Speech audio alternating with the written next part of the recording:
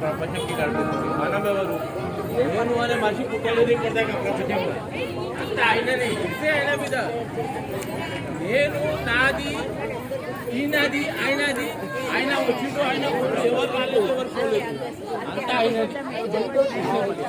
So చాలా ధన్యవాదాలు sir, మీరు చెప్పిన మాటలు చాలా మంచి మాటలే. సో మనం ప్రోగ్రామ్ స్టార్ట్ చేద్దాం సార్. మీ స్టేజ్కి వచ్చినందుకు చాలా థ్యాంక్ యూ.